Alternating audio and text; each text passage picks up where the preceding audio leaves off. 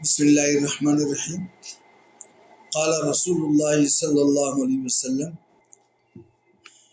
لا عدوى ولا سفر ولا حام۔ نبی کریم صلی اللہ علیہ وسلم نے زمانہ جاہلیت کی رسومات کو اپنے قدموں کے نیچے روند ڈالنے کا فرمایا، اور ان جاہلیت کی رسموں میں سے ایک سفر کی رسومات بھی ہیں، جو سفر کے مہینے میں لوگ رسومات ادا کرتے ہیں۔ جاہلیت کا وہ رنگ اور وہ جوش اور جذبہ باوجود ہر دور میں علماء اکرام نے، اولیاء اکرام نے، مشائخ اعظام نے صاف طور پر ارشاد فرمایا کہ یہ رسومات یہ زمانہ جاہلیت کی باقیات میں سے ہیں۔ مسلمان رسول کریم صلی اللہ علیہ وسلم کی سنت پر عمل پیرا ہو اور زمانہ جاہلیت کی تمام رسومات، مشرکین کی تمام رسومات، ان سے اپنے آپ کو دور کر لے۔ لیکن اس کے باوجود electronic media, social media, print media اور رسائل اور جرائد میں علماء کے مضامین چھپتے ہیں، علماء کے بیانات ہوتے ہیں، مشائخ کی مجلسیں منعقد ہوتی ہیں، لیکن لوگ ان تمام کو پس پشت ڈال کر بضد ہوتے ہیں کہ وہ زمانہ جاہلیت یا رسومات باطلہ اس کو ادا کریں، اور اس کے لیے وہ قرآن کریم کے احکامات کو بھی پس پشت ڈال دیتے ہیں، نبی محترم صلی اللہ علیہ وسلم کی مبارک سنتوں کو بھی پس پشت ڈال دیتے ہیں۔ تعجب اور قابل تعجب چیز یہ ہے کہ جو امت نبی کریم صلی اللہ علیہ وسلم سے محبت کرنے کے دعوے میں پیش رہتے ہیں، اور وہ اپنے ہاتھوں سے، اپنے اعمال سے، اپنے گھروں میں، اپنے خاندانوں میں، اپنے علاقے اور شہروں میں رسول کریم صلی اللہ علیہ وسلم کا یہ مبارک سنت عمل اسے پس پش ڈال دیتے۔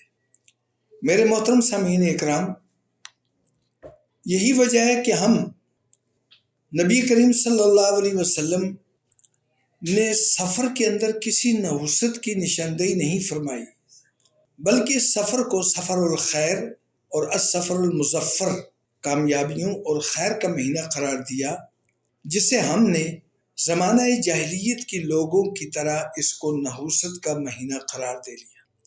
ہمیں مرنے کے بعد پیغمبر خدا صلی اللہ علیہ وسلم کے سامنے کیا منہ دکھائیں گے کہ ہمارے پیارے آقا فرمائیں گے کہ میں نے اس مہینے کو تو سفر الخیر کہا تھا، میں نے اس مہینے کا نام تو سفر المظفر رکھا تھا، اور آپ نے اس مہینے کو اپنی پوری زندگی میں ایک نحوست کے مہینے کے طور پر آپ نے گزارا۔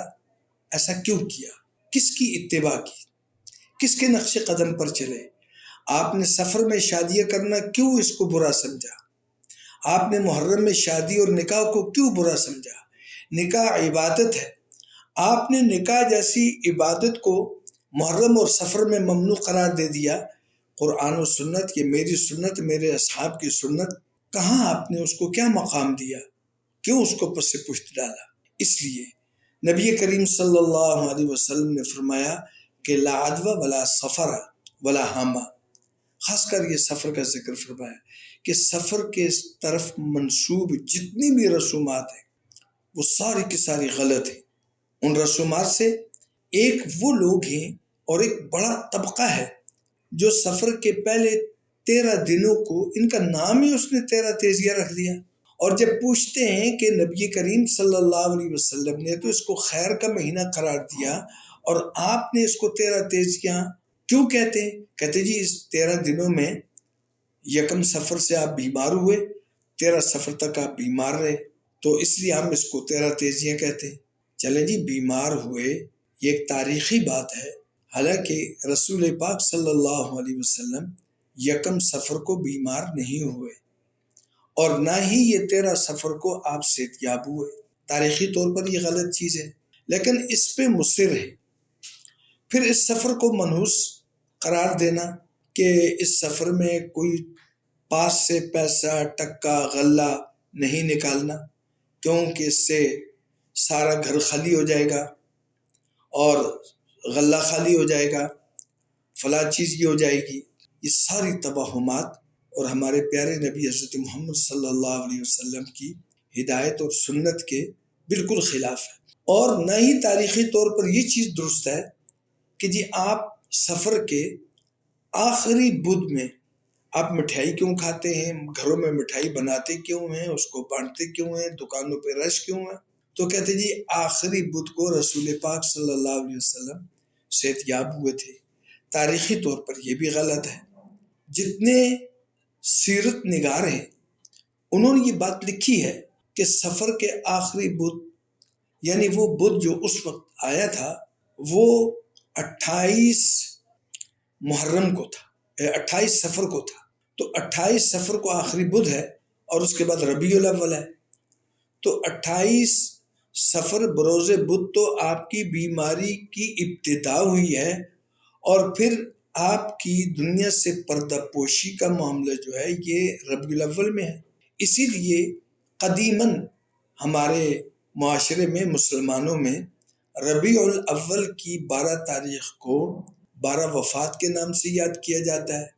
یعنی اس 12 تاریخ کو نبی پاک صلی اللہ علیہ وسلم نے اس کائنات کی بود و باش سے آپ نے پردہ فرما لیا، آپ دنیا سے رخصت ہو گئے۔ تو اس تاریخی حقیقت سے بھی عیاں ہوتا ہے کہ آخری بدھ کو جو مٹھائی یا اس کا اہتمام ہوتا ہے وہ بھی غلط ہے، اس کا بھی حقیقت سے کوئی تعلق نہیں۔ اس لیے میرے پیارے ناظرین اکرام، ہمیں ایک تو محرم اور سفر، ان میں سے کوئی بھی منحوس نہیں، اور شادی کرنا، نکاح کرنا اور عمرہ کرنا، حج کرنا، عمرہ کرنا، دیگر اعمال خیر کرنا جس طرح اور مہینوں میں ہے، اس طرح ان مہینوں میں بھی وہ جاری اور ساری رکھنے چاہیے۔ اور اس مہینے کی طرف نحوست کا انتصاب یہ قرآن و سنت کے صریح خلاف ہے۔ اللہ ہمیں اس سے بچنے کی